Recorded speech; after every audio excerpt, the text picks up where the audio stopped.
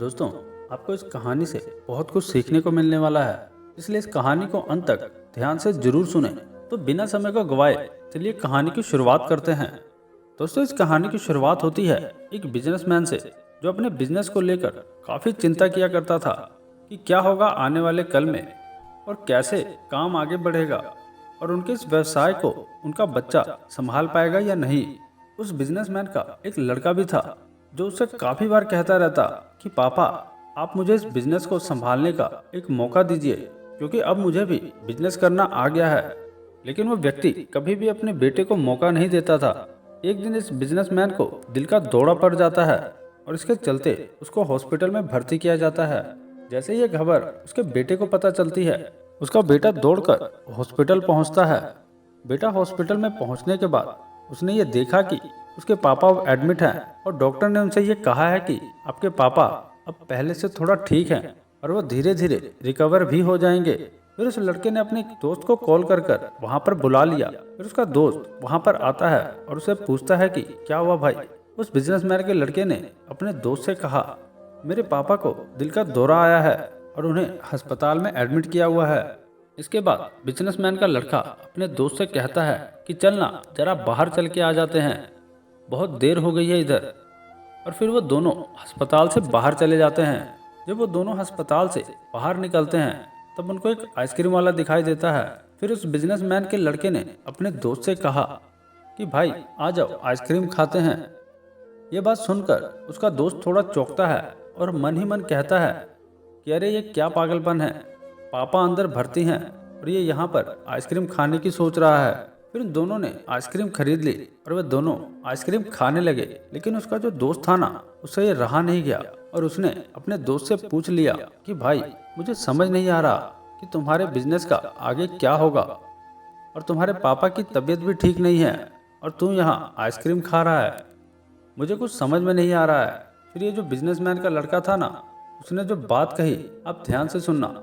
उसने अपने मित्र से कहा कि मुझे ये मालूम है कि तू ये सोच रहा होगा कि मेरे पापा एडमिट हैं और मैं यहाँ पर आइसक्रीम खा रहा हूँ, मज़े चल रहे हैं, पर ऐसा कुछ नहीं है।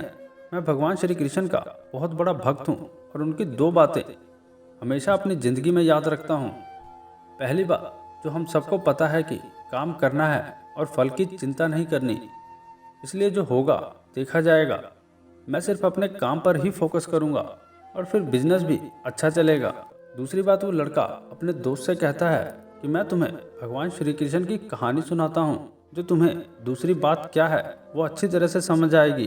भगवान श्री कृष्ण की जो पत्नी थी जिनका नाम रुक्मणी था, उनको जब पहला बेटा हुआ था तो उनका नाम प्रद्युम्न रखा गया था और प्रद्युम्न के जन्म के 10 दिन पश्चात ही प्रद्युम्न का अपहरण हो गया। उनके अपहरण के कारण रुक्मणी नाराज और उदास रहने लगी। भगवान श्री कृष्ण रुक्मणी जी से कहते थे कि चिंता मत करो, क्योंकि प्रद्युम्न जहाँ पर भी होगा वो ठीक ही होगा।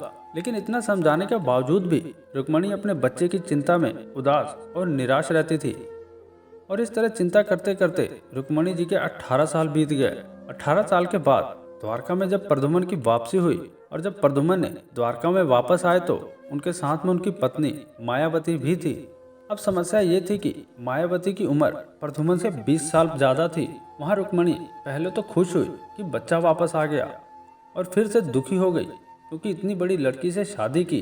रुक्मणी फिर से भगवान श्री कृष्ण से जाके कहने लगी ये क्या हो गया।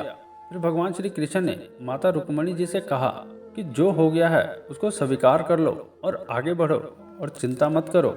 लेकिन माँ रुक्मणी ये कह रही थी कि बड़ी लड़की से शादी क्यों कर ली, यही लड़की मिली थी क्या, और इस बात को स्वीकार नहीं कर पा रही थी।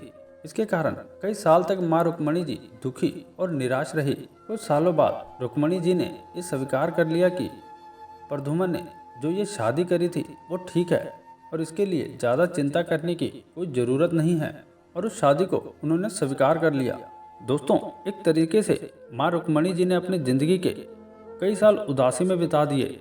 इस कहानी को ख़त्म करते हुए वो लड़का अपने दोस्त से बोला कि मैंने अब स्वीकार करना सीख लिया है। इस कहानी को ख़त्म करते हुए वो लड़का अपने दोस्त से बोला कि मैंने अब स्वीकार करना सीख लिया है, क्योंकि भगवान श्री कृष्ण कहते हैं जो हो रहा है उसे स्वीकार कर लो। जिंदगी अपने आप सहज हो जाएगी। दोस्तों, ये छोटी सी कहानी जो हमें दो बड़ी बातें सिखाती हैं, और यही बातें मैं आपके साथ शेयर करना चाहता था कि हमारी ज़िंदगी में जो कुछ भी घटता है उसे स्वीकार करना सीख लीजिए, और फिर ज़िंदगी अपने आप सहज हो जाएगी।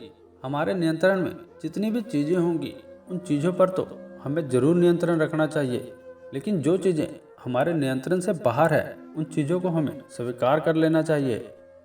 अगर हमने स्वीकार नहीं किया तो हमें भी माँ रुक्मणी की तरह बहुत सालों तक उदास रहना होगा।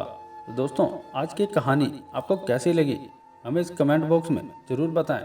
साथ ही अगर आपको श्री कृष्ण जी की एक कहानी पसंद आई है तो हमारे इस कहानी को ज़्यादा से ज़्यादा लोगों तक शेयर करें, और इस वीडियो को लाइक करके हमारे इस चैनल को सब्सक्राइब जरूर करें। धन्यवाद।